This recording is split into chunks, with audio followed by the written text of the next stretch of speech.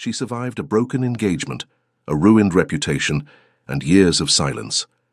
Then a duke who had never needed anything, needed her. Wiltshire, March 1814. The ledger was wrong again. Margaret Forsyth had known it before she opened it, had known it the way she knew when the roof above the East Passage was considering a leak, or when Cook was approaching the end of her patience. A particular quality of dread that lived in the chest and asked nothing of the mind. She sat at her father's desk, which was now her desk, and added the column for the third time, and arrived at the same number, which was not the right number, and set down her pen. Outside, the elm trees were conducting their early March performance, just green enough to suggest hope, not green enough to justify it. Margaret had stopped trusting March 2 years ago. March was when the solicitor had arrived with the papers. March was when she had learned that her father's affairs, managed with enormous charm and very little rigour over the course of 30 years, had left the Forsyth household carrying debts that would require a decade of careful work to retire. She had been 22. Her sister Louisa had been 16. Their mother had taken to her room for 6 weeks and emerged, blinking, to find that Margaret had already spoken to the solicitor, the banker, the tenants, and Cook, and had arranged without fanfare for the household to continue. That had been the first lesson. Competence, Margaret had discovered, was not rewarded with admiration. It was rewarded with more to be competent about. The second lesson had come 11 months later, in the form of Mr. Charles Aldwych. She did not think about Mr. Aldwych often.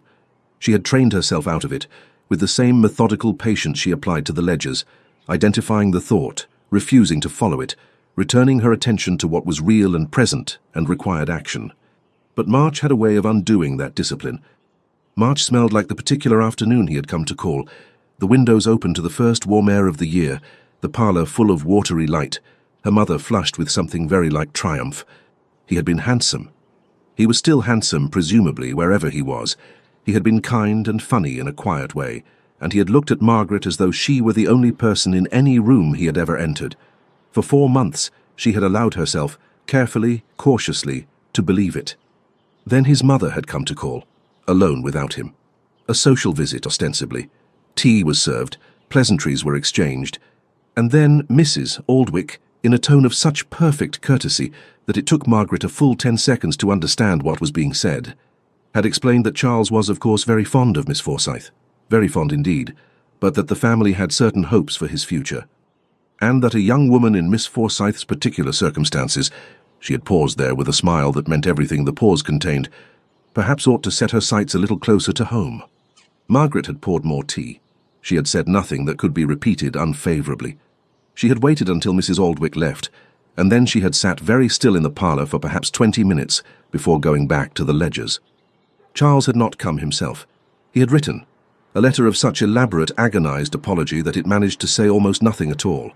She had read it once, understood it completely, and fed it to the kitchen fire.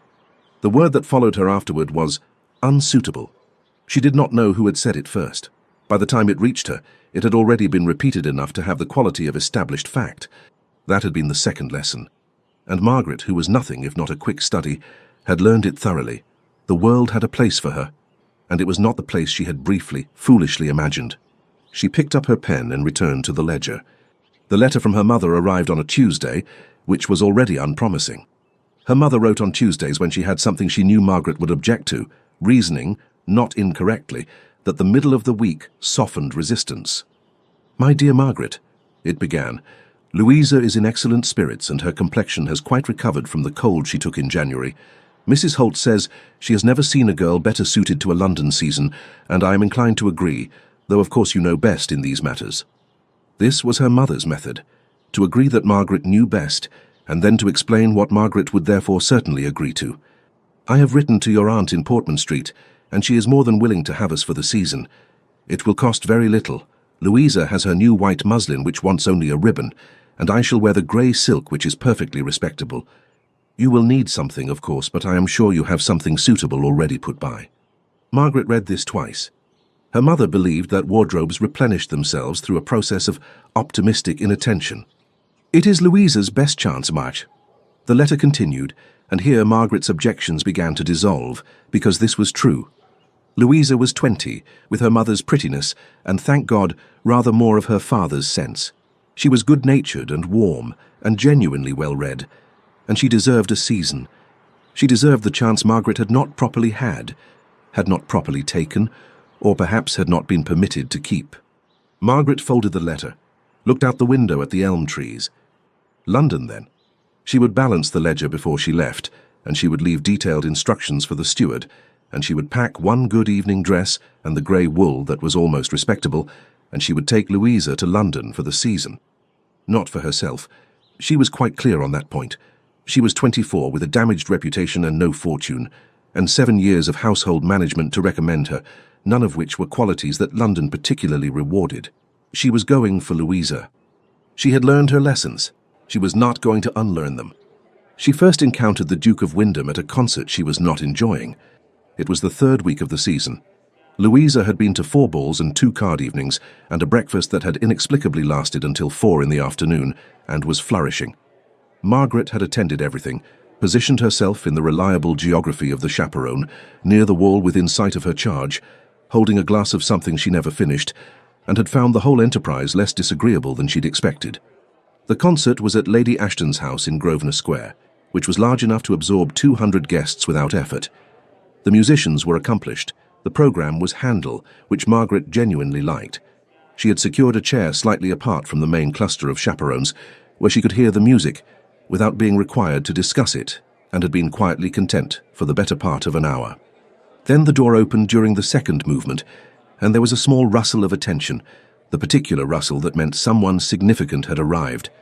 Margaret did not look up immediately. She was listening to the oboe, which was doing something precise and lovely in the upper register, and she saw no reason to interrupt it for a late arrival. She heard the whispers, "Wyndham, that is Wyndham, I did not know he was in town," and registered in the abstract way one registers distant weather that this was apparently of consequence. She looked up when the oboe paused.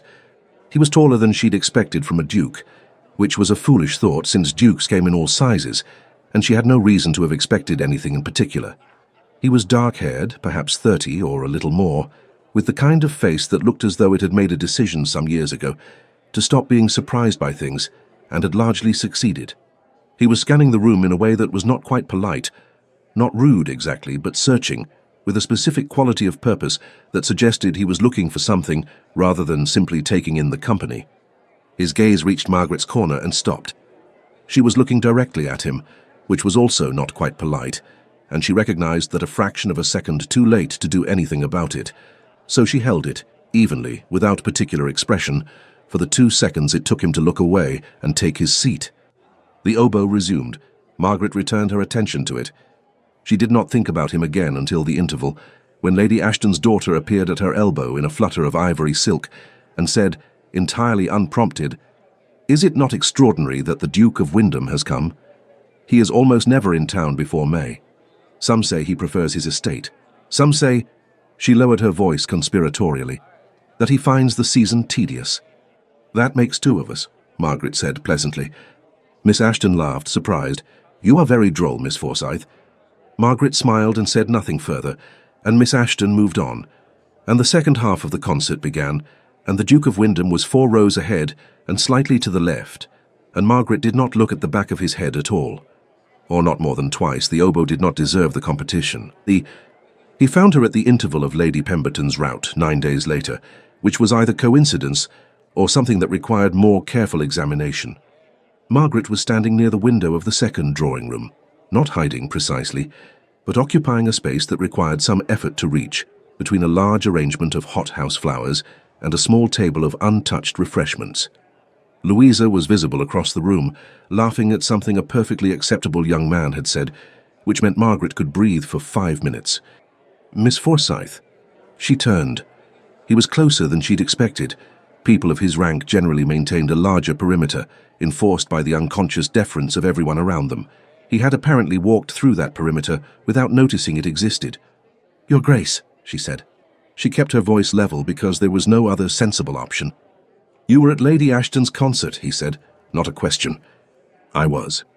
"You were listening to the oboe." She looked at him more carefully.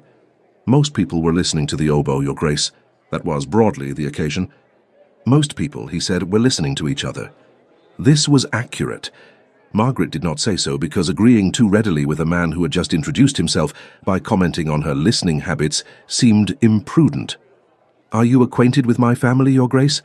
I confess I am not certain how—" "I am not," he said. "I asked Lady Pemberton your name." A pause. Margaret processed this information with the care it deserved.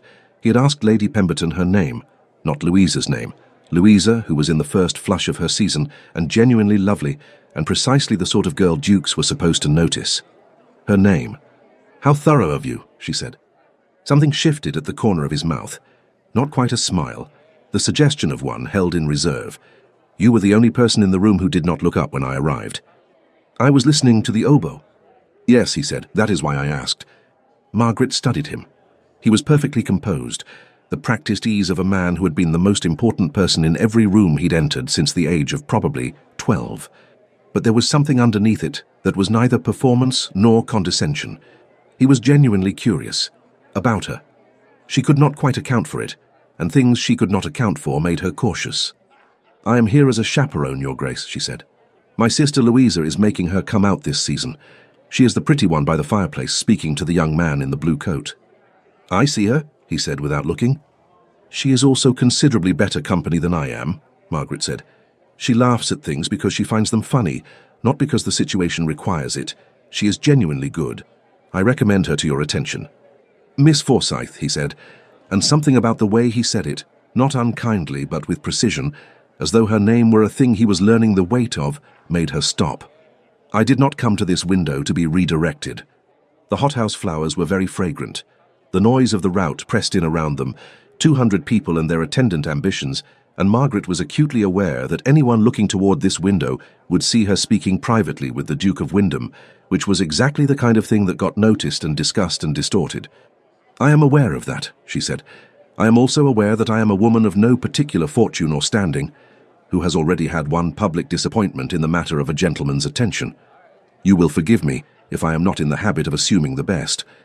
He was quiet for a moment. "Who disappointed you?" "That is not a question I intend to answer."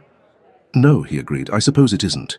He looked at her directly, without the usual performance of not quite looking that men of his rank employed with women they found interesting. "Will you be at the Hartley ball on Thursday?" "I expect so. Louisa has been promised a dance." "Then I will see you there, Miss Forsyth." He inclined his head, correctly the precise degree required by the difference in their positions, and walked back into the press of the rout, and was absorbed by it immediately, because rooms rearranged themselves around him without his appearing to notice. Margaret stood by the hothouse flowers for a moment longer than she needed to. Then she located Louisa across the room, confirmed that the young man in the blue coat was still behaving himself, and went to find somewhere to sit down. She did not think about the way he had said her name.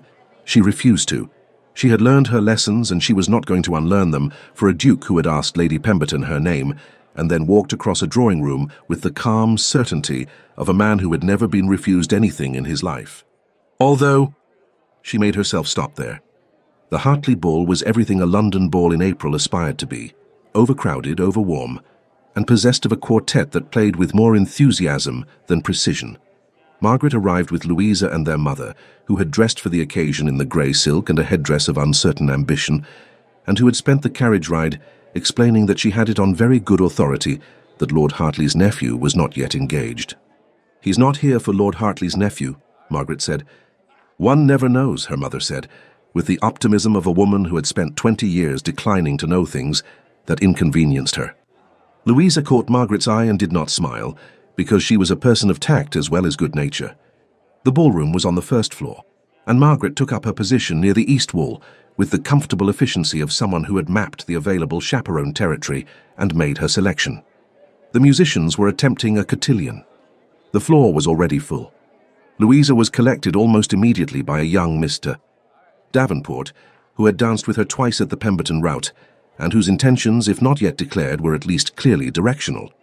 Margaret watched the floor. She was good at this part, the watching, the assessment, the quiet calculation of who was dancing with whom and whether it signified. She had spent her childhood reading rooms and her adulthood reading ledgers. People were, in her experience, not entirely different. She did not look for him. Or rather, she looked for him in exactly the way she would look for any potentially complicating element of the evening, the the same attention she gave to the punchbowl's location relative to her mother, or the presence of Mrs. Aldwick, should that lady appear. Practical vigilance, nothing more. He appeared at her elbow at 20 minutes past 10. Miss Forsyth. The name again landing with that particular weight. She had noticed at the Pemberton rout that he said it differently than other people did. Most people said Miss Forsyth as a form of address, a social label, the verbal equivalent of a visiting card.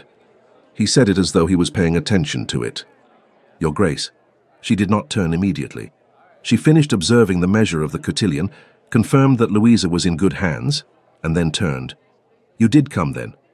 I said I would. Men frequently say things. I am aware, he said. I try not to be one of them. She studied him again, because he consistently invited study and did not seem discomfited by it.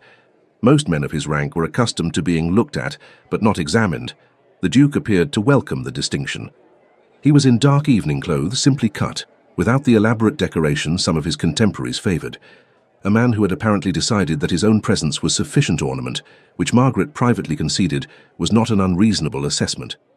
Are you going to ask me to dance? She said. Would you accept if I did? No. Why not? She looked at him steadily. Because I am here as a chaperone, and because dancing with a duke is precisely the sort of thing that becomes a topic of conversation, and because I do not want to be a topic of conversation. And you already are one, he said. You have been seen speaking with me twice, that is sufficient. Margaret breathed once slowly. Then the damage is done, and there is no need to compound it with a dance. The damage, he repeated. Something crossed his face.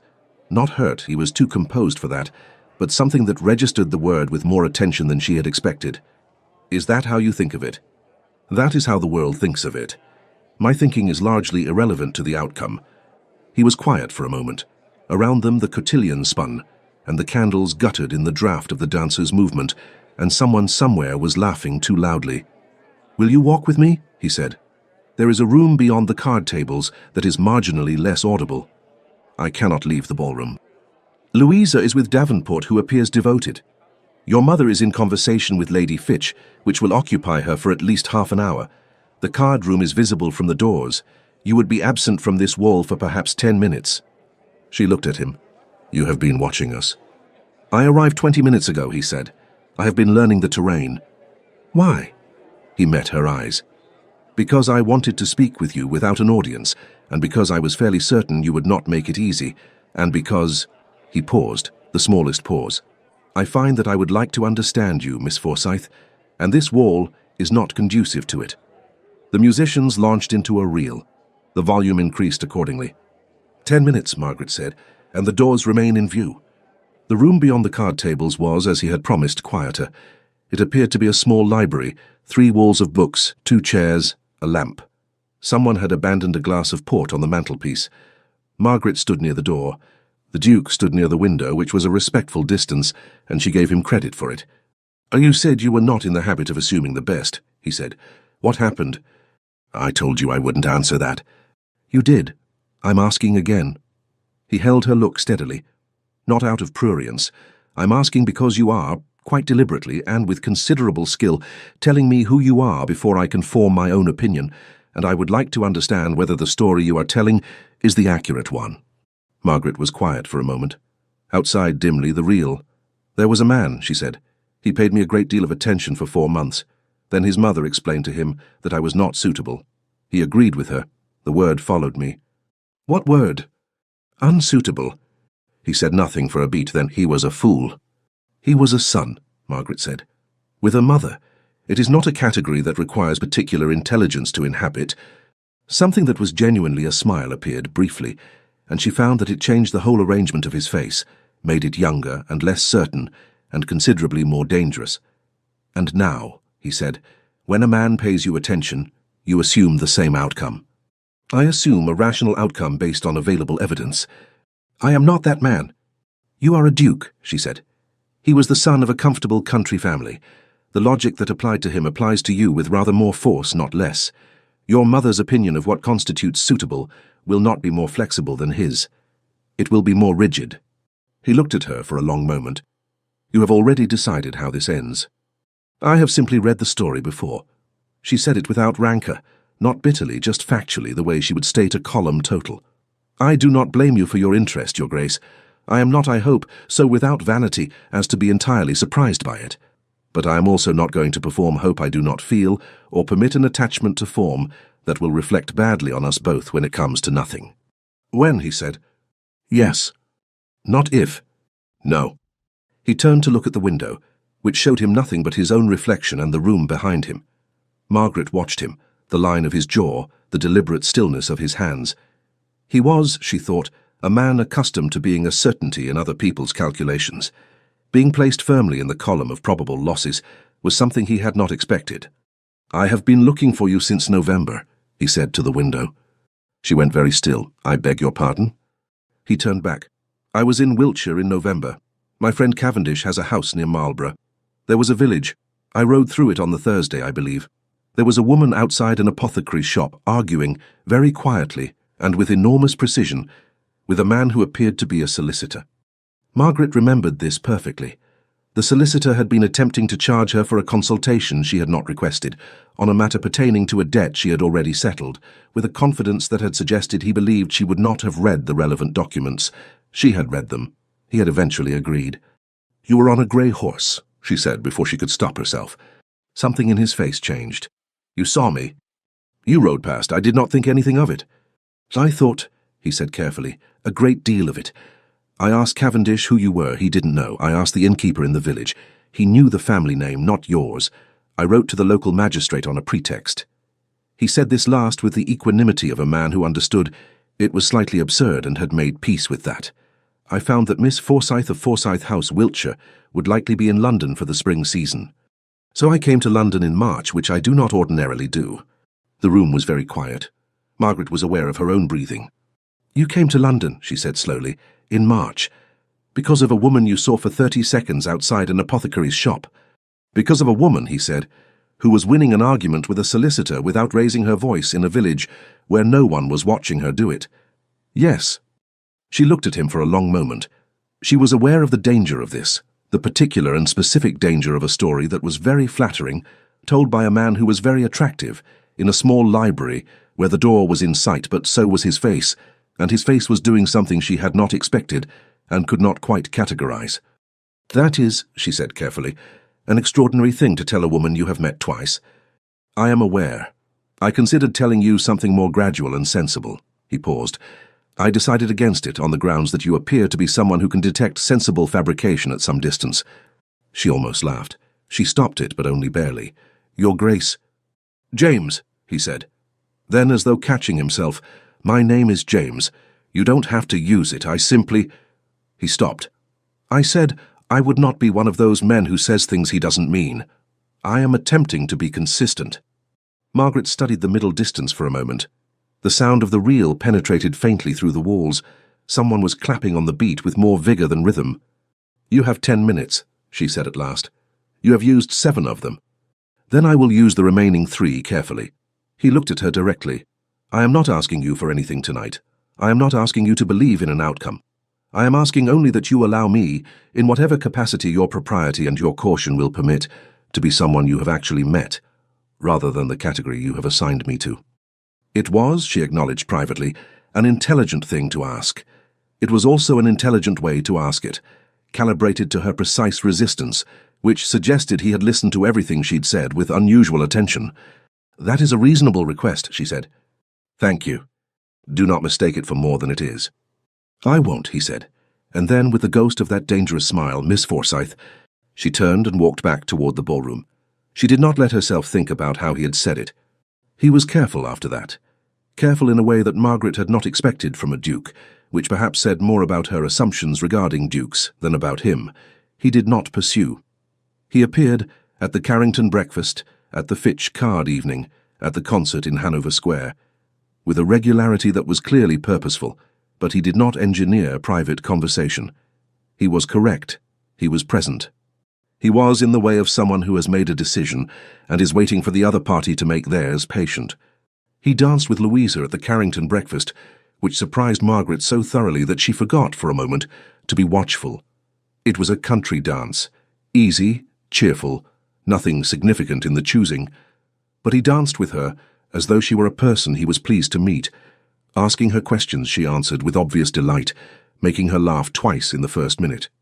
When the dance ended, he brought her back to Margaret with a small bow and said, "Your sister tells me you taught her to read music." "She exaggerates my contribution," Margaret said. "She says," he continued, "that you used to play for 2 hours every evening before." Before. The word had a precise weight in the Forsyth household. Before meant before the solicitor, before the ledgers, before everything that had rearranged itself. Margaret had not played in 2 years. The pianoforte in the Forsyth drawing room was slightly out of tune and served primarily as a surface on which to place correspondence. "She talks too much," Margaret said lightly. Louisa, who had moved away with the cheerful tact of someone who understood exactly what she was doing, had moved out of earshot. "Do you miss it?" he asked. "One misses a great many things." She kept her tone easy. "One continues regardless." He looked at her for a moment. "That is not an answer." "No," she agreed, "it isn't." He did not press it. That was the thing she was beginning to understand about him. He pressed exactly as far as she permitted, and stopped at the line she drew, not because he was indifferent to what lay beyond it, but because he was determined to wait until she moved the line herself. It was either very perceptive or very tactical, and she had not yet determined which. Both, possibly. It was Louisa who told her about Charles Aldwych. They were dressing for the Sefton ball. Margaret in the green silk that was her best dress and her most reliable armour, Louisa in white with roses at the hem that their mother had stitched on herself over the course of 4 determined evenings. Louisa had been doing Margaret's hair, which she was better at, and had paused in a way that Margaret recognised as the prelude to something she was steeling herself to say. "Mr. Aldwych is in town," Louisa said to the mirror. Margaret was quiet for a moment. "I see. I saw him this morning in the park. He was with his cousin. He asked after you." "Did he?" "He seemed—" Louisa chose her words with the care of someone who loved her sister, and was not entirely certain how that sister would receive them. "He seemed as though he regretted things." "He always seemed that way," Margaret said. "He is a man of considerable feeling and limited resolve. They go together sometimes." Louisa resumed pinning. In the mirror, her expression was the one she wore when she had more to say, and was deciding whether to say it. "He may be at the Sefton ball." "Then I shall be civil." Margaret watched her own face in the glass. "I am always civil." "I know," Louisa set in the last pin. "I just thought you should know before you arrived." "Thank you." She paused. "Louisa." "Yes?" "The Duke of Wyndham will also likely be at the Sefton ball." "A beat." "Yes," Louisa said with extraordinary neutrality. "I expect he might. I am aware of what you are doing when you move away from conversations." Louisa met her eyes in the mirror. Her expression was entirely innocent in the way that expressions are when their owner has decided that innocence is the safest available policy. "I am simply allowing you space to speak." "You are allowing him space to speak to me." "I have no opinion on the matter," Louisa said and smiled, and the matter was closed, though neither of them believed it was. The Sefton ball was magnificent, in the way that only houses with unlimited firewood could achieve in April. Every room lit and warm, every surface reflecting candlelight, the kind of gathering that made London feel, briefly, like the place its inhabitants had always believed it to be. Charles Aldwych found Margaret in the first 30 minutes. She had seen him across the room before he reached her, registered him with the precise emotional weather of someone who has spent a year deciding how they feel about a thing, and has arrived at something like peace, but does not entirely trust that peace under direct examination. He was exactly as she remembered, kind face, good coat. The particular quality of unhappiness that sits on people who have made one significant choice badly and have not yet found a way to stop noticing. "Miss Forsyth," he said. "Mr. Aldwych." She was civil. She had promised herself she would be civil, and she was. "You are well, I hope." "Very well, and yourself?" This was the part where he was supposed to be well, and the subject would change, and they would find their way to comfortable nothing. Instead, he said, "No, actually. I am not particularly well. I have not been well for some time." Margaret looked at him. "Mr. Aldwych." "I know," he said quickly. "I know that I am not here to cause you difficulty. I only wanted to—" He stopped. He was not, she remembered, a man who was fluent in the things that mattered. "I wanted to say that I am sorry. Properly. Not in a letter." "You were," she said gently, "very sorry in the letter." "The letter was cowardice. This is—" He looked at her with an honesty that was painful to observe, because it was genuine and because it was too late. I should not have let her decide for me. Margaret held his look steadily. No, she agreed, you should not have. He absorbed this. He stopped again. Is there any possibility at all of... No, she said, kindly but clearly. I do not think there is. He nodded. He had, she thought, expected this and had come anyway, because he was a man who had learned something in the past year and needed to demonstrate it to himself, even if the demonstration arrived too late. She respected that, in the abstract. Is it? He glanced across the room and she knew without looking where his glance landed. Wyndham. She did not answer. He was watching you, Charles said, from the moment you entered. Margaret said with great composure, Good evening, Mr. Aldwych. He inclined his head. Good evening, Miss Forsyth. I am glad you are well. He walked away. She watched him go with a feeling that was not grief and not relief, but something in between. The sensation of a chapter that had been suspended for a year arriving, quietly, at its last page. She turned. The Duke of Wyndham was not watching her now. He was in conversation with Lord Sefton across the room, composed and attentive. But as she turned, as though he had some peripheral awareness calibrated specifically to her movements, he glanced toward her. Miss Forsyth. He didn't say it. He was 30 feet away. But she heard it anyway in the particular register he had made her learn to listen for. She looked at him for a moment, just a moment, then looked away. The Dowager Duchess of Wyndham arrived in London on the 14th of April, which Margaret knew because Louisa mentioned it, having heard it from Miss Ashton, who had it from her mother, who moved through London's social information the way a current moves through water, quickly, completely touching everything. People say she is formidable, Louisa said at breakfast. People say that about any woman who knows her own mind, Margaret said and poured the tea. People say she has very particular views about who is suitable for Wyndham. Louisa looked at her plate. Those were the exact words, I believe, very particular views about suitability. The word landed precisely where it always landed. Margaret set down the teapot. That is, she said with a composure she had spent 2 years building to exactly this load-bearing specification, a very predictable development. Margaret? It changes nothing. There was nothing to change. Louisa looked at her with the expression she wore when she believed Margaret was being a particular kind of stupid, but loved her too much to say so in plain words. He has been to every event where we have been for 5 weeks. He is a sociable man. He is famously not a sociable man. Lady Ashton says he attended more events this April than in the previous 2 seasons combined. Lady Ashton's mother collects information with the thoroughness of a bailiff, Margaret said. I do not necessarily credit every conclusion she draws from it. And yet nothing. Margaret rose and gathered the breakfast things, because motion was useful and the conversation was becoming one she did not wish to finish. He is a duke. His mother has very particular views about suitability. I have been this road before and I know exactly where it ends. I am not... She stopped, set down the cups. I am not going to let it end there again. Louisa was quiet for a moment, then, what if it doesn't end the same way? It always ends the same way. Margaret, he rode to London in March for you. He told you that? He told me, Louisa said simply, when he danced with me at the Carrington breakfast. He told me that he found you in November and that he had been looking forward to the season ever since, and that he hoped I would think well of him. She paused. He asked my good opinion. He didn't have to do that. Margaret stood with the cups in her hands and said nothing. He asked your good opinion, she said at last. Yes. Of himself. Yes. She set the cups down. She walked to the window. The same instinct that took her to windows at home in Wiltshire, the habit of looking out when she needed to think clearly. The street below was its ordinary London self, a coal cart, 2 women with baskets, a boy running for no visible reason with the pure joy of running. He should not have told you that, she said finally. I think, Louisa said behind her, that he wanted me to tell you. She saw the Dowager Duchess 3 days later at an afternoon concert in Cavendish Square. She recognized her immediately, a woman of 60 or so, upright, dark-eyed, wearing the kind of assured elegance that required no ornamentation. She arrived with 2 companions and was immediately surrounded by people who required her notice, which she dispensed with the efficiency of a woman who had been doing it for 40 years and had reached a productive peace with it. Margaret watched her from across the room with the attention one pays to weather.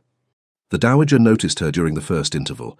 Margaret knew the moment, the slight alteration in direction, the unhurried examination. She held the look steadily, because she was not going to look away from a woman she had not yet spoken to, regardless of what that woman's opinion of her might be. The dowager said something to her companion, and then made her way with the inexorable deliberateness of a ship in calm waters across the room. "Miss Forsyth," she said.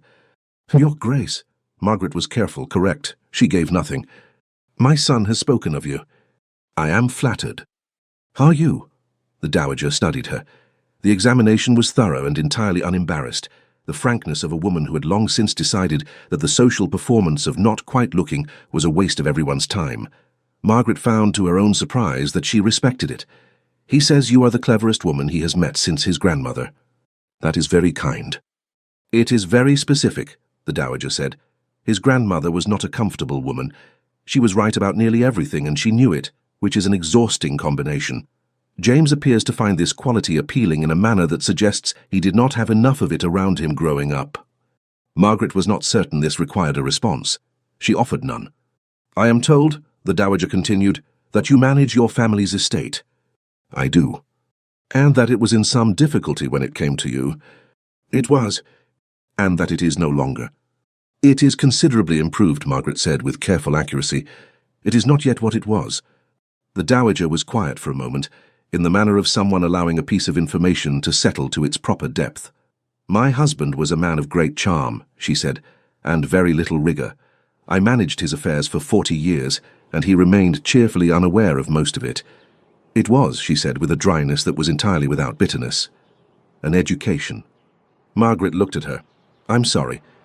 "Don't be, I was good at it, and he was in his way a good man." She paused. "I have certain views about what James requires. So I have been given to understand." "I expect you have." A corner of her mouth moved. "The difference between what I required for him 10 years ago and what I require for him now," she said, "is that I have watched him for 10 years more, and I understand better what he is. He is not his father. He does not need what his father needed."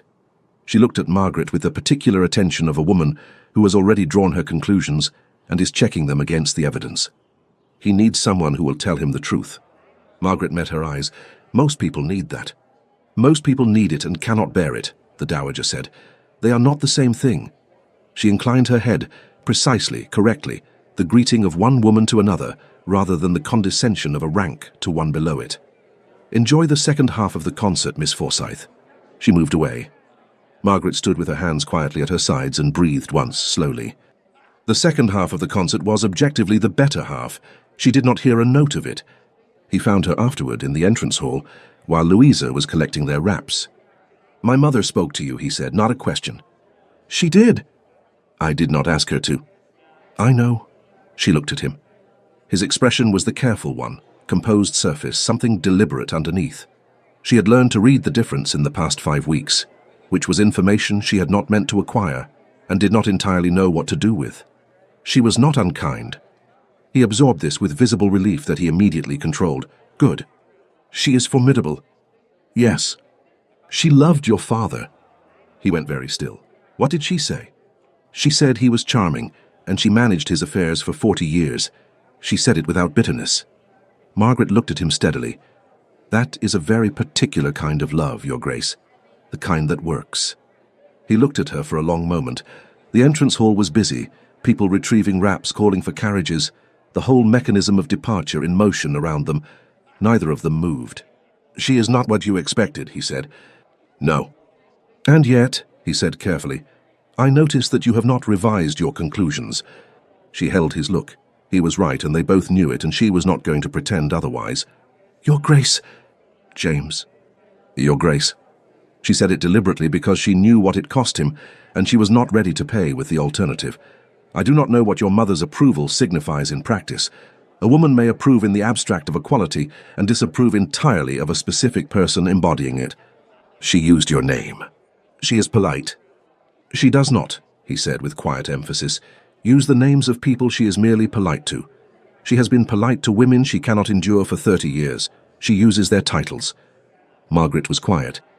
"I am not asking you to decide anything," he said. "I am asking you to stop deciding against me on evidence you have already tested and found does not apply. You are—" He stopped. A muscle in his jaw moved. "You are the most careful person I have ever met, and I mean that entirely as a compliment. and I am asking you to be a fraction less careful, for a limited time, with me." Louisa appeared at the far end of the hall with their wraps and the bright, carefully neutral expression of a woman who had timed her return with deliberate imprecision. "I will think about it," Margaret said. It was the first concession she had made. They both knew that too. He inclined his head the precise degree, no more, no less, and she turned and walked toward Louisa and did not let herself turn back. But she thought about it.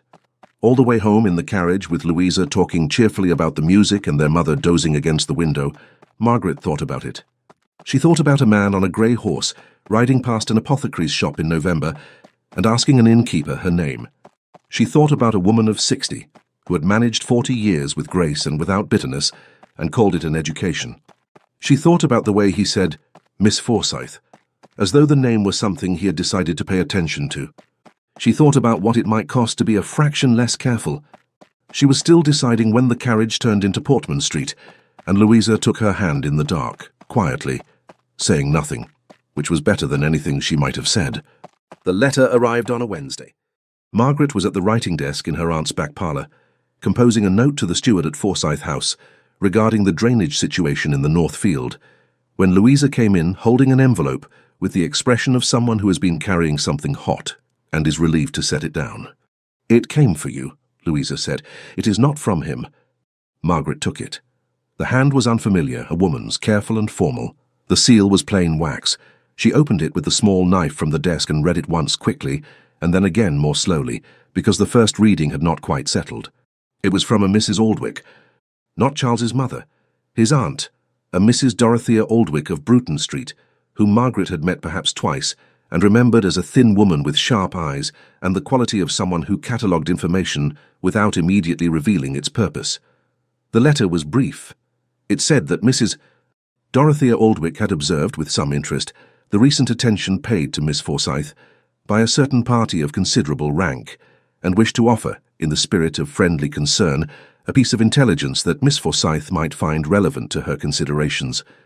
The intelligence was this, that the Dowager Duchess of Wyndham had been heard, at Lady Fitch's card evening on Tuesday last, to remark that while Miss Forsyth was a young woman of evident good sense, the Wyndham family had a responsibility to the dukedom that extended beyond personal preference, and that she trusted her son understood this. Margaret read it a second time, then a third. She set it down on the desk, with the careful flatness of someone placing a document they intend to file rather than act upon.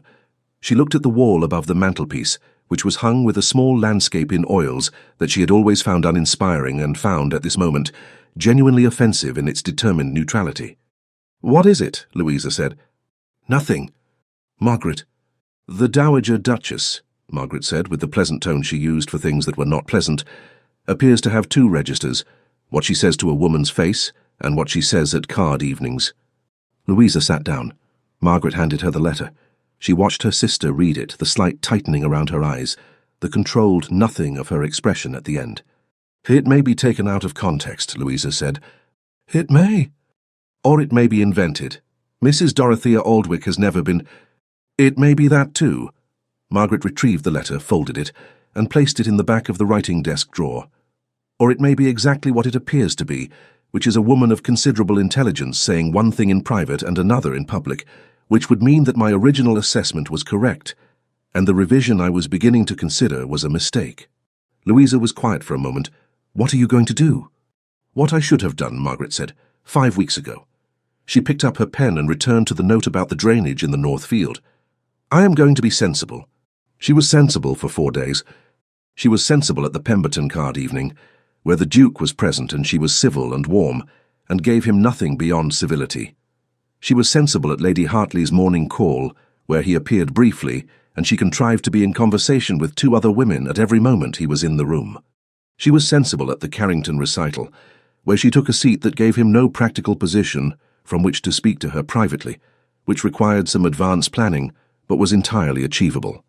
He noticed. Of course he noticed. He was not a man who missed things, and she had not been careful enough in the past 5 weeks to make her new carefulness appear natural. On the 4th day he sent a note. It contained 4 words, "Have I done something?" Not a question, technically. The punctuation was absent, which she took, correctly or not, as evidence that it had been written quickly, which was unlike him, and she felt the 4 words sit in her chest in a way that was inconvenient and informative, and that she chose not to examine. She wrote back, "No, please do not be concerned." He did not write again. She told herself this was the rational outcome and that she was grateful for it. She was not grateful for it. Charles Aldwych found her in the park on the 5th day. It was not arranged.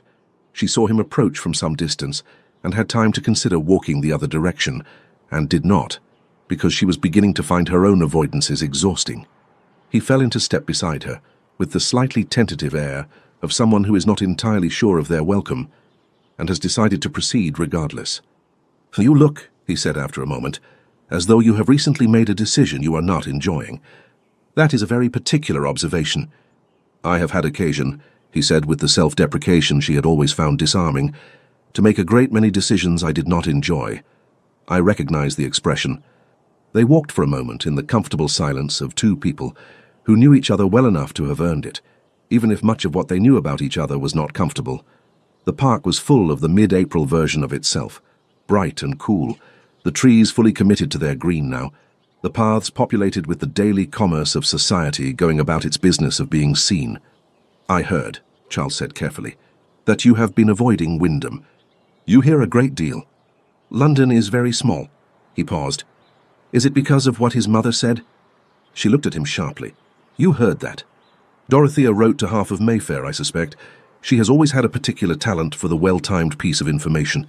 He said it without venom, simply as fact. "She wrote to my mother as well. My mother told me."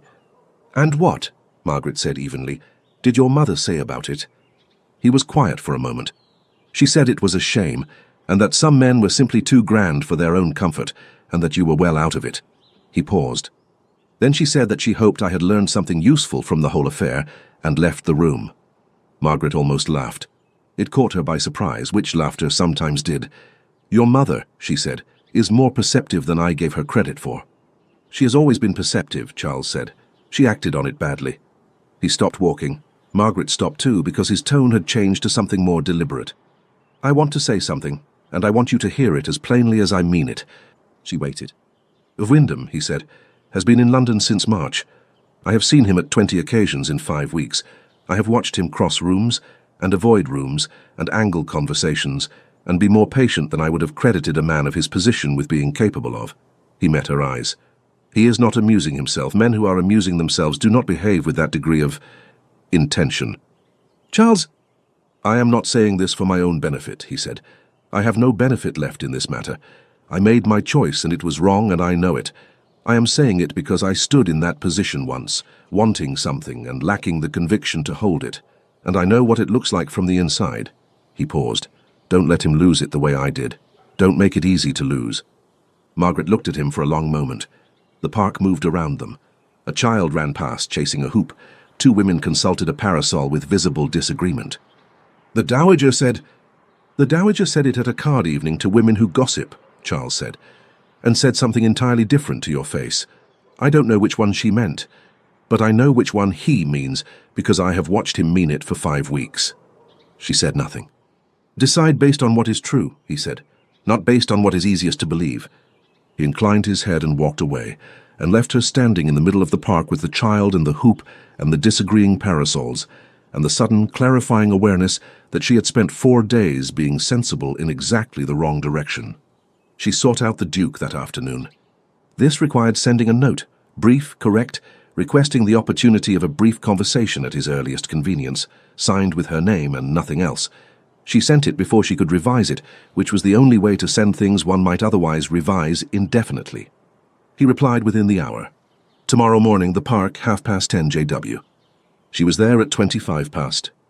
He arrived at exactly 30:30, which she noted because he was always exactly on time, which she had come to understand was a form of respect rather than a performance of it.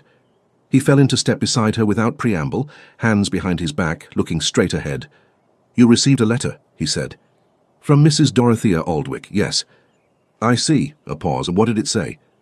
"It reported a remark your mother made at Lady Fitch's card evening, regarding the responsibility of the Wyndham family to the dukedom, and personal preference, and the implication that the two were in conflict." He was quiet. They walked a full 30 yards without speaking. which Margaret had learned to understand as him thinking rather than conceding. "Did you believe it?" he said finally. "I believed it was possible. I had reason to. Because of Aldwych." "Because of Aldwych." She kept her voice even. "And because what your mother said to me at the Cavendish concert and what she apparently said at Lady Fitch's were not the same thing. People in that position, in her position, do not always say the same thing in public and private. That is not a cynical observation. It is simply an accurate one." "No," he said. "It is accurate." He stopped walking. She stopped beside him. They were at the eastern edge of the path, near the water, where the park was quieter, and the distance between them and the nearest bench of onlookers was sufficient for honesty. "My mother said to me last week that you were a woman of unusual quality, and that she believed you would make me very happy." Margaret looked at him. "She also said at Lady Fitch's something that was reported to you as caution about the dukedom. I cannot tell you precisely what she said, because I was not there. What I can tell you is that my mother is a woman who has spent 40 years managing what she felt versus what she permitted herself to say in public, and those two things have not always corresponded." His jaw was set. "That is not a defense of her. It is an explanation. She is not the Dowager Duchess at the card table. She is also not the woman who spoke to you. She is both, and she has spent a long time trying to reconcile them, and she has not always succeeded." Margaret was very still. "You knew this might happen." "I thought it was possible." He turned to face her. "I should have told you I chose instead to hope that she would. That this time—" He stopped. "That is the thing I have not told anyone. I love my mother. She is formidable and perceptive, and in her way, kind. She is also a woman who, when she is afraid, retreats into what is expected, and what is expected of the Dowager Duchess of Wyndham does not always accommodate what is true." He looked at Margaret directly. "She is afraid, I think, that I am my father.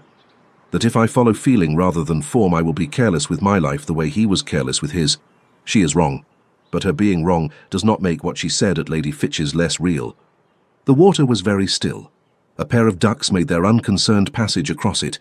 Margaret thought about 40 years, about managing and loving anyway, and the specific exhaustion of reconciling two different truths for 4 decades. "She is not wrong about everything," Margaret said quietly. "No. You are not your father." Something shifted in his face. "No. But you understand him." He held her look. "Yes, I think I do." He paused. "Does that frighten you?" She considered it honestly. "It would have," she said, "a month ago." "And now?" She looked at the water for a moment, then back at him. "Now I think that understanding what you do not wish to become is rather more useful than simply deciding not to think about it." He was quiet. "What did Aldwych say to you?" "You saw us in the park." "Yes." "He said," Margaret said, "that he had made his choice and it was wrong and he knew it, and that he had watched you for 5 weeks and that you were not amusing yourself." "He is right." He said it simply, without decoration. "I am not." He looked at her with the same directness she had been cataloguing for 5 weeks, the look that had made her cautious from the beginning, because it did not contain the performance she had been trained to expect. "I would like to say something without strategy, without calibration." He paused. "I have thought about almost nothing but you since November. Not the version of you I imagined then. I understand the difference between a woman outside an apothecary's shop and a woman. I mean you. The actual person I have been meeting, in drawing rooms and concerts and the side rooms of routs for 5 weeks. I am aware that this is rapid. I am aware that you have reason to distrust rapid. But I find I cannot continue to be patient and measured and correct, while you use all of it as evidence that I am simply exercising good manners." Margaret did not look away. "I am not exercising good manners," he said. "I am extremely careful not to alarm you, because I am genuinely afraid of alarming you, and because losing your trust would be—" He stopped. "I am a man who is accustomed to wanting things and obtaining them without particular difficulty. You are the first thing I have wanted in many years that required me to understand that wanting is not sufficient, that I had to be worth it." The park was very quiet around them, or perhaps the park was its ordinary self and Margaret simply could not hear it. "James," she said. He went entirely still. She had never used his name. They both understood what it cost her, or perhaps what it was worth, which was not the same thing. "I have spent 2 years deciding that the lesson of Charles Aldwych was that I was not the kind of woman men chose when they were permitted to choose freely, that I was the practical option, or the temporary one, or the almost. I built my entire life on that foundation, and it was the wrong lesson. She held his look steadily. I think I may have been letting a fool's decision teach me things a fool has no business teaching. Yes, he said quietly with great care. I am not easy, she said. I have the ledgers and the estate and a mother who means very well and a sister I would do anything for, and I am not going to be uncomplicated or convenient or... Margaret, he said it differently now. Not Miss Forsyth, Margaret. Her name, the real one, in his voice, and it landed differently than anything had landed in 2 years. I came to London in March. Do you think I was looking for convenient? She breathed. No, she said, I don't suppose you were. He looked at her. The ducks completed their crossing. Somewhere behind them a child laughed. The trees were doing what April trees do when they have finally made their decision about being green, completely, unambiguously, without reservation. May I call on you, he said, tomorrow properly, with whatever I am required to bring, in whatever order it is required to be done. She looked at him for a long moment. At the face she had been studying for 5 weeks, which had been patient and careful and unperforming in a way she had catalogued and distrusted, and eventually, against her considerable will, come to believe. Yes, she said, you may. He called at 11 the next morning. Margaret's mother received him in the front drawing-room with an expression of such violent composure that Margaret felt a flicker of genuine fondness for her.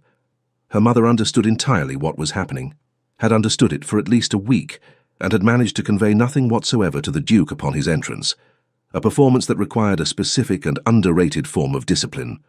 The conversation was correct and pleasant, and lasted precisely long enough for propriety, before Margaret's mother discovered an urgent engagement elsewhere in the house, and departed with the unhurried decisiveness of a woman who has planned her exit thoroughly. He looked at the door she had closed behind her, and something that was fully, unambiguously a smile appeared. She is excellent. She is entirely transparent, Margaret said. She loves you. She does. Margaret settled in the chair across from him, which maintained the appropriate distance while permitting the appropriate attention. You wanted to call properly. This is proper. Yes. He looked at her steadily. I also came to tell you that I spoke with my mother last night. Margaret went still. I did not ask you to. No, but it required to be done, and I should have done it earlier, and so I did it. He held her look. I told her that I intended to call on you, that my intentions were serious, that her remarks at Lady Fitch's had caused you to withdraw, and that this was the direct consequence of saying different things in different rooms, and that she had caused damage to the one thing I have cared about in some years. The room was quiet. How did she receive that? With the expression she wears when she knows she is wrong and is deciding how to be wrong gracefully, he said, which she can do. She is capable of it. It costs her something, but she can. He paused. She wishes to call on you, if you are willing. What would you like me to say to that? I would like you to say what you actually think, he said, not what is diplomatic. Margaret considered. I think she is a woman who has spent 40 years being careful about the right things for the wrong reasons, or the wrong things for the right reasons, and that the two have become difficult for her to separate. I think she said what she said at Lady Fitch's because she was afraid, not because she was cruel, and that there is a difference between those two things worth preserving. She paused. I think I would like to meet her again on those terms. He looked at her in a way that she was beginning to recognize, not the composed surface, not the careful strategy, but the thing underneath that he did not often permit the surface. You are, he said, extremely good. I am practical, she said. Your mother is a fixed point. I would rather find an honest accommodation with a fixed point than spend years in conflict with one. Most people, he said, would not have reached that conclusion this quickly. Most people, she returned, have not been balancing their household accounts against difficult fixed points since the age of 22. This time he laughed, fully without the restraint she was accustomed to, the laugh of a man who is genuinely surprised by something and has decided to stop pretending he isn't. It was, she discovered, a very good laugh, warm and direct, without performance. There is something else, he said when he had recovered. He reached into his coat and produced a small volume, slim, green-bound, the spine legible from where she sat. She looked at it. It was a collection of keyboard sonatas by Clementi. Louisa told me, he said, that the pianoforte at Forsyth House is slightly out of tune, and that you haven't played in 2 years, and that you used to play for 2 hours every evening. Margaret looked at the book, then at him. I cannot tune the pianoforte in Wiltshire from London, he said. But when you go home, and you will go home because the estate needs you, I thought. He set the book on the low table between them. I thought perhaps you might take something back with you. She looked at it for a long moment. The green cover, the name on the spine, the absolute simplicity of the gesture, which was not diamonds or a declaration but a small green book placed on a table by a man who had been paying attention. "This is not," she said carefully, "an appropriate gift from an acquaintance." "No," he agreed. She picked it up. "It is an appropriate gift from something else." "Yes." She turned it in her hands. The pages were new, unread, unsoftened. She opened to the first sonata and looked at the notation, which was clear and well printed, and felt the entirely specific ache of something she had thought she had closed. "Thank you," she said. He said nothing. She looked up, and he was watching her with the open look, not the Duke, not the strategist, not the patience, just a man watching a woman hold a small green book and feel it, and being glad. The Dowager came on Thursday. She arrived with one companion, and without announcement, which was the prerogative of her rank, and Margaret received her in the front parlour with tea and the composure she had been building since 11 years old, and had come to rely on as her most durable possession. They were alone within 5 minutes.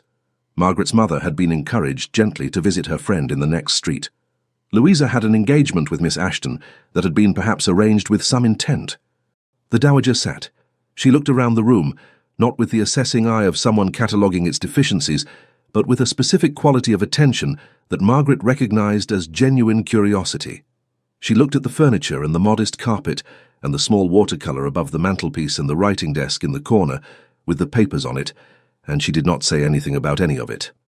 "My son tells me," she said at last, "that you understood why I said what I said at Lady Fitch's."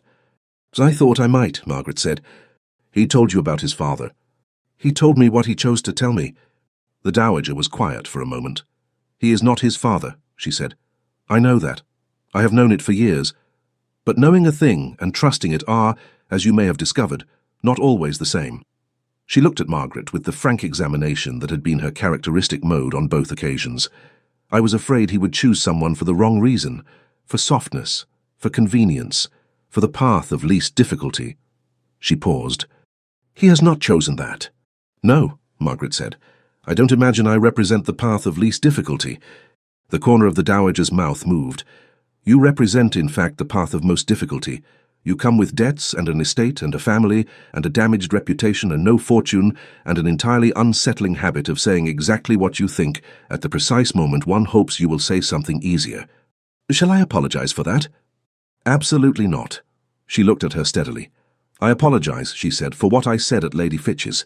It was said in fear, not in considered judgment, and it caused you harm. I'm sorry for it." Margaret held her look. "I accept that," she said, "and I will tell you what I told your son, that I think you are a woman who has been reconciling two different truths for a very long time, and that the reconciliation has not always succeeded, and that I would rather understand that than pretend it doesn't exist." The Dowager was silent for a moment. Something passed through her face that was too quick and too private to name. "James said you were the cleverest woman he had met since his grandmother. You mentioned that." "She would have liked you," the Dowager said. "She was not comfortable either." Margaret smiled, not the social one but the real one, which appeared less frequently and meant considerably more. "I take that as a very high compliment." "It is offered as one." The Dowager set down her cup. "He has been alone for a long time," she said more quietly. "Not for want of options, for want of the right one. I see now that I was in some danger of being the obstacle to the very thing I claimed to want for him." "We are all in danger of that," Margaret said, "from time to time." The Dowager looked at her for a long moment. Then she rose, and Margaret rose, and they were of a height which was somehow appropriate. "I will not interfere," the Dowager said. It was said simply without grandeur, and Margaret believed it. "I would not ask that," Margaret said. "Only that you mean the same thing in both rooms." A pause. "I will endeavour to." They shook hands, not with the gloved formality of an introduction, but with the direct clasp of two women who have understood each other and are deciding on the basis of that understanding to proceed. The Duke called the following morning and asked Margaret to walk with him in the park. It was a clear day, the kind that April produces as an apology for March. Direct sunlight, a light wind, the trees having committed entirely to their decision about green and looking very pleased with it. They walked for some time without particular agenda. He told her about Wyndham Hall, the estate in Yorkshire, the north-facing library he preferred in summer, the home farm that had been his project for 3 years and was beginning to justify itself. She told him about the drainage situation in the North Field, which had been occupying her correspondence for a fortnight, and about the tenant in the East Cottage who was 73 and had opinions about crop rotation that were mostly wrong but contained one useful insight per season that made his company worthwhile. He listened the way she had observed him listening from the beginning, entirely without waiting for his turn. "You will go back in June," he said. "The estate needs me in June. The hay must be got in correctly or the winter is difficult for everyone." "I know." He said it without complaint. "I will come to Wiltshire in July, if I may. I have things in the north to settle in June." She looked at him. "You are proposing a schedule?" "I am proposing," he said with perfect equanimity, "that two people who have established obligations to their respective estates arrange to manage those obligations while also managing this." "This?" she said. "Yes. You are very practical for a duke. I learned from an impractical father," he said, "and I have recently been spending time with an extremely practical woman. It has been instructive." She smiled. He saw it, the real one, and she watched him absorb it with the particular attention of a man who has been waiting for it. "I want to ask you something," he said, "and I want you to answer it honestly, not carefully. Those are not always different things. With you, they sometimes are." She conceded this. "Ask, then." He stopped walking. They were at the edge of the path near the elms, where the shade was partial and the light came through in the intervals of moving leaves. He turned to face her, and he looked, she thought, more himself than he had at any point since she had known him, less the duke, less the composed surface. Just a man of 34 who had made a decision and was about to say so out loud. "Do you want this?" he said. "Not whether it is possible, not whether it is sensible or well-matched or likely to succeed. Do you want it?" Margaret looked at him. She thought about November, which she had not been there for except as the woman outside the apothecary's shop who had won an argument no one was watching. She thought about March, and the ledger that was wrong, and the elm trees just green enough to be hopeful. She thought about 5 weeks of drawing rooms and concerts, and the small library at the Hartley Ball, and a green book of sonatas on a low table. She thought about what it felt like to be decided on. Not settled for, not selected from available options, but decided on, by someone who had crossed 3 counties to find her as she was, managing her debts and her staff and her difficult tenants, not performing softness she didn't feel exactly herself. "Yes," she said, "I want it." He looked at her for a moment. Then he said simply, "Margaret." Just her name. The real one, the first one, without ceremony. The way he had said Miss Forsyth all those weeks ago, and then differently again, and now like this. Like something he had been keeping careful and was no longer required to keep. "James," she said. And that was in its way everything. He asked her father's question, formally, correctly to her mother, 2 days later, which her mother received with a composure that lasted approximately 4 seconds before dissolving entirely. He asked Margaret herself in the garden of her aunt's house in Portman Street, in the early evening, when the light was doing something gentle with the new leaves, with no audience and no ceremony, and the simple directness she had come to understand as his most characteristic quality. She said yes without hesitation. She had been less careful for 11 days, and she found that she was still standing. They were married in September, at the church in the village closest to Forsyth House, which was small and old and smelled of stone and candle wax and was entirely full. Louisa cried. Their mother cried. The Dowager Duchess sat in the front pew on the Wyndham side and did not cry, but held herself with a very particular kind of stillness, the stillness of a woman who is feeling something she has decided it is all right to feel. Charles Aldwych sent a very handsome gift and a note that said simply, "I am glad." Margaret believed him. The Northfield drainage had been sorted by August. The hay had come in well. The pianoforte at Forsyth House had been tuned in July, when a man had arrived from the village with tools and the information that he had been asked to attend to it by a party in Yorkshire, who had been very specific about what was required. Margaret had sat down at it that evening and played for 2 hours the Clementi sonatas, which she knew from memory already, because she had learned them at 14, and the hands remember what the mind has set aside. She played with the window open to the summer evening, and the elm trees outside, fully, entirely, unapologetically green. On the morning of the wedding, while Margaret was dressing and Louisa was doing her hair with the focused seriousness she brought to things that mattered, their mother came in and stood in the doorway for a moment, with the expression of a woman who has something to say and is deciding how to say it. "I always thought," her mother said at last, "that what you needed was someone who could see you."